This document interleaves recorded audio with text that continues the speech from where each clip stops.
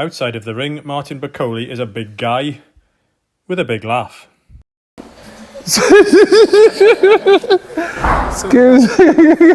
But his ambitions inside it are big too. So big, in fact, that in February 2025, he stepped in to fight Joseph Parker with less than 48 hours' notice after Daniel Dubois fell ill. Not only that, he was back home in the Congo and the fight was in Saudi Arabia.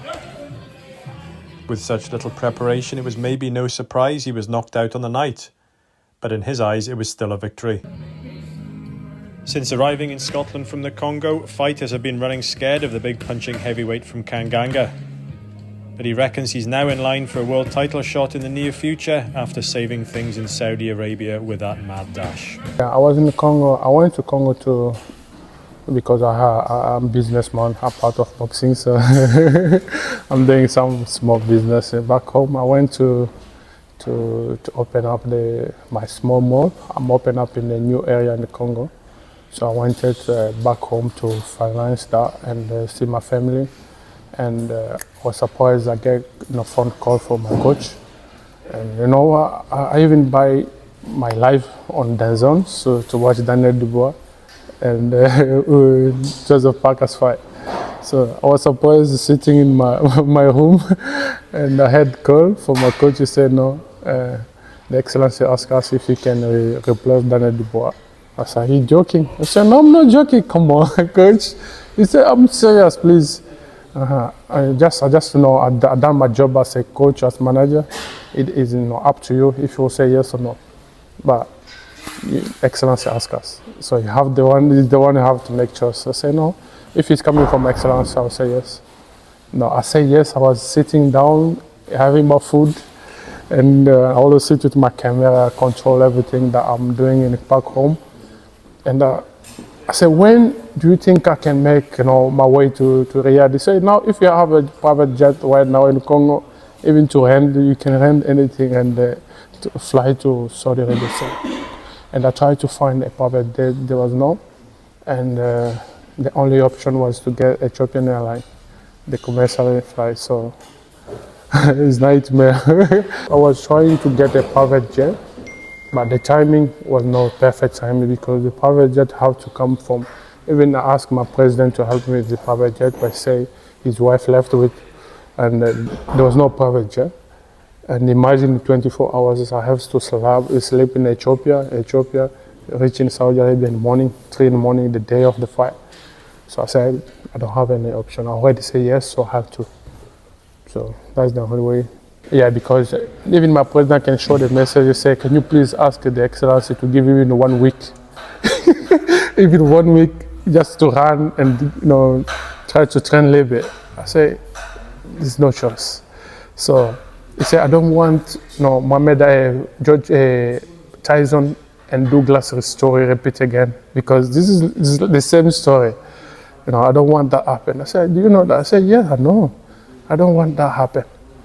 I said, but it's very difficult right now because I already say yes, and this guy, he knows that I'm coming already. If I say no, so it's something big change. I can't say that, and I'm sorry. I say, as you say, but my opinion myself, I'm not happy. I don't want you to go. I say I apologize. So I just left.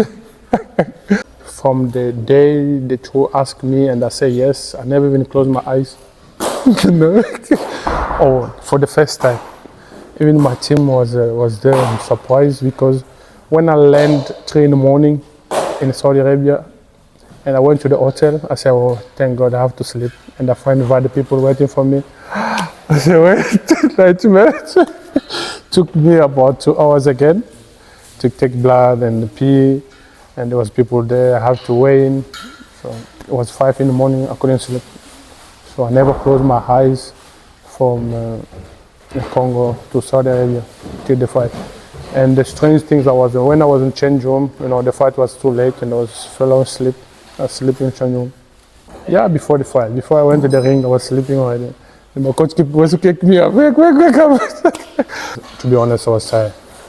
Not only tired mentally, but I was tired in body as well. So imagine 2 days no sleep, no have a good sleep, and And what happened to me was like dreaming. I said, how can I go accept the big fight like this in only 24 hours notice? So for me, it's 24 hours because traveling from Congo, Ethiopia, Saudi Arabia, no time to rest is like 12 hours for me. I said, wow, I have to do it. So I was not having choice, but I was not 100% Martin Bakole, everyone knows. But no choice.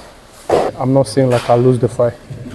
So 100% because it's something like I never respect. And something like I'll never do it if they ask me to do it again in the level I am. But I do it to save maybe my future. And after stepping in to help boxing's new matchmaker, His Excellency Turki Al-Sheikh, Bakole hopes to get the kind of fights he's always craved. I can't say no to someone who promised you a big fight. Not only say no, but I can't let him down because refuse to say yes to Excellency's request. So it's like you close your door in a different way because that was the last minute, last chance. And he was looking for someone of my level to replace Daniel Dubois. And I was not having other option. They say yes. So I say yes for what he promised me. I say yes for keeping my relationship close to him. So I think a week after that, because everyone can see I'm still fighting a Jagba on me. I noticed from that fight like anything can happen. And especially now the Excellency is involved in boxing. So I need to stay ready in the gym every day. So I learn a lot, and that's a little bit life change for me because you guys have to understand before to get a fight for me is not easy. So sometimes I say why I choose this sport because everyone is avoiding to fight me. But thank God today I have Excellency. Oh, I would like to say thank you for everything he done for me. He promised me 3 fights, and I'm fighting on me. He kept his promise, so I would like to say thank you to Excellency. God bless him. So I'm now staying in the gym. So I think I've changed a lot. Even myself, I couldn't even believe it what I've done. I said, how can I wake up in the morning, no training camp, nothing, and I find myself in the other season in the ring. I said, no, this is never happened in boxing. So it's like something like a white my only story in boxing. So I will keep remember that. So that's why it's like a motivation to me to keep working hard, passing on to Ajagba, go maybe Anthony Joshua, who's next, to fight for the world title. But I think after that, with Excellency, I'll find a big way and I'll find my way out to fight for the world title.